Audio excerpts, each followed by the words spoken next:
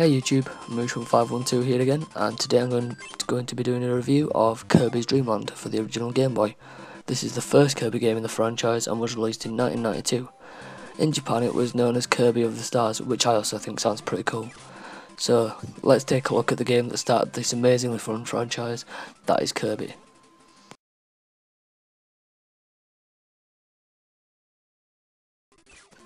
In Kirby's Dream Land, as you can see, Kirby is shown as white, obviously due to the monochrome screen of the Game Boy, but even on the box arts for American and European versions, he's white and not pink as we know him today. But why is this? Well, let me tell you. From the start, Kirby was always meant to be pink. What happened was Masahiro Sakurai, the creator of Kirby, had always intended Kirby to be pink, but Shigeru Miyamoto wanted him to be yellow, and due to this confusion, Nintendo America got confused and just kept Kirby as white on the box art and even the commercials. And even his name has a little controversy.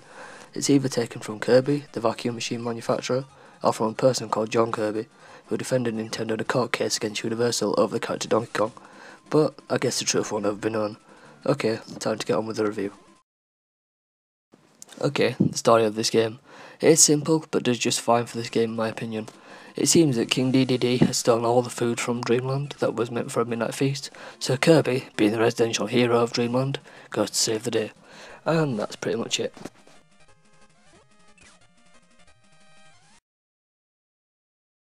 The gameplay in this game is rather simple, but yet great fun. You play as Kirby, obviously, and you run through 5 different stages, which are Green Greens, Castle Lolo, Float Islands, Bubbly Clouds, and finally Mount DDD.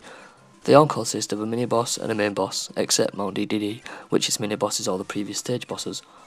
Kirby has a few different ways of attacking in this game. He can swallow up enemies and spit them out to kill other enemies, or just plain swallow them. Kirby can also pick up the odd power-up in this game, since the now staple to the franchise copy ability isn't present.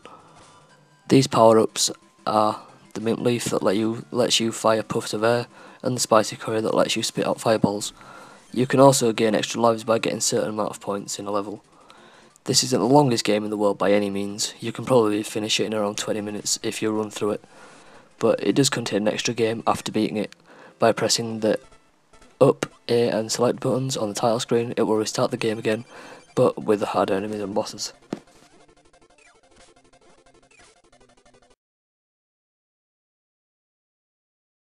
The graphics in this game are very simple, just like the story, and I don't have much to say on them since they are on the original Game Boy, but they do have that wonderful Kirby charm and feel to them.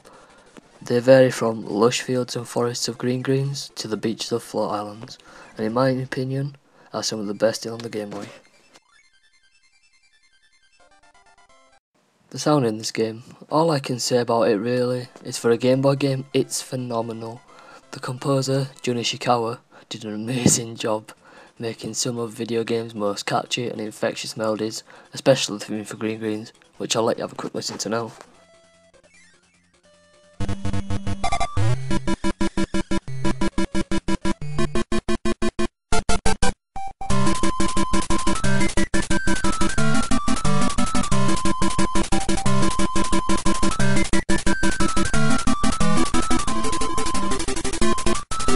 Just beautiful, isn't it? Many or maybe all of these tunes have been used or remade in later Kirby titles too. That's because they're just so good and fit so well within the Kirby universe.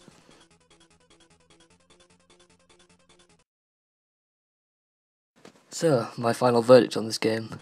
It is where Kirby's adventures began and was a great start to what now is one of Nintendo's greatest franchises, and it's a great game to sit and have a good playthrough from time to time. Definitely worth picking up and enjoying. So there's my review of Kirby's Dream Land on the Game Boy. I hope you enjoyed it. Please comment, rate and subscribe, and I'll see you all later.